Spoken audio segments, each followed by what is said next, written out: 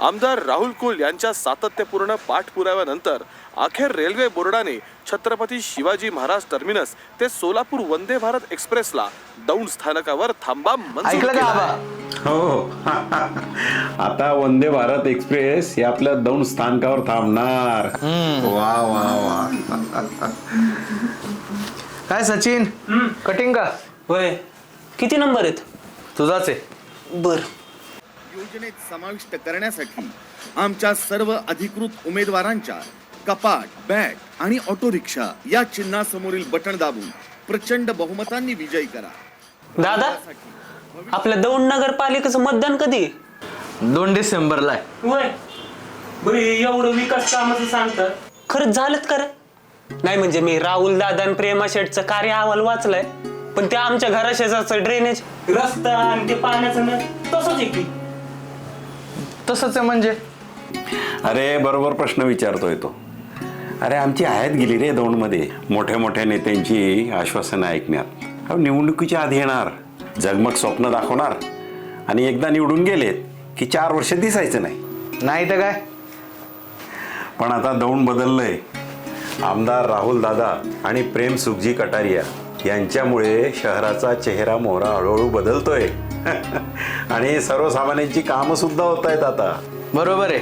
म्हणजे या आधीचं दौंड तू पाहिलं असतं तर कळालं असतं. अरे या चाळीपर्यंत यायला रस्ता सुद्धा नव्हता व्यवस्थित. अरे सगळीकडे घाण, उघडी गटारं, रात्री अंधार, एखादा पाहुणा आला का परत यायचाच नाही. बरोबर आहे आबा. हे आत्ता कुठं चांगलं दिसायला लागले. अरे दौंड नेहमीच विकासापासून वंचित राहिले. विकासाच्या यादीत दौंडचं नाव कधीही नव्हतं.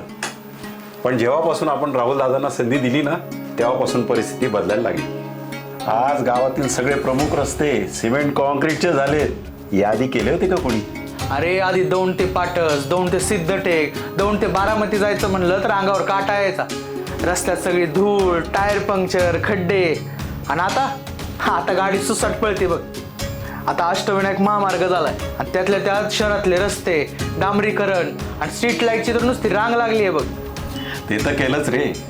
पण 100 खाटांचं गरिबांसाठी ग्रामीण रुग्णालय, नवीन पोलीस स्टेशन, DYSP कार्यालय, नवीन क्रीडा संकुल, वरिष्ठ दिवाणी न्यायालय, दौंड गार पूल, स्वतंत्र प्रांत कार्यालय, ही सगळी कामं चालू आहेत. अरे आपली भाजी मंडी, फिश मार्केट आहे ना, तिथं आधी नुसता चिखल आणि दुर्गंधी असायची. आता तिथं रस्ते, लाईट, शेड, पायऱ्या झाल्यात की नाही? झालं की? अरे तिसरी कुरकुम मोरी बघ. इतके वर्ष होईल असंच वाटत होतं. इतके वर्ष आपल्याला दुर्गंधी, सांडपाणी, ट्रॅफिक जाम, सगळा त्रास आपल्यालाच. पण राहुल दादांनी फक्त बोलून नाही, करून दाखवलं. म्हणूनच राहुल दादा आणि प्रेमा शेठच्या पॅनलवर लोक विश्वास ठेवतात. अरे नगराध्यक्ष पदाची उमेदवार मोनाली वीर बघ, सर्वसामान्य कुटुंबातून आलेली आहे. चाळीत राहिलेली आहे. वेळेवर पाणी नाही मिळालं, गटारी तुंबल्या, कचरा साचला, कसा वास येतो याची जाणीव आहे तिला. म्हणूनच राहुल दादा आणि प्रेमा शेठनी सर्वसामान्य कुटुंबातील सर्व जाती धर्माच्या उमेदवारांना उभं केलंय. हा, आपल्या दौंडसाठी एवढं करणाऱ्या राहुल दादा आणि प्रेमा शेठच्या नागरिक हित संरक्षण मंडळ पॅनलच्या पाठीशी आपण उभं राहणार. मग लक्षात आहे ना? काय? आपलं मतदान कपाट, बॅट आणि ऑटो रिक्षा. बरोबर.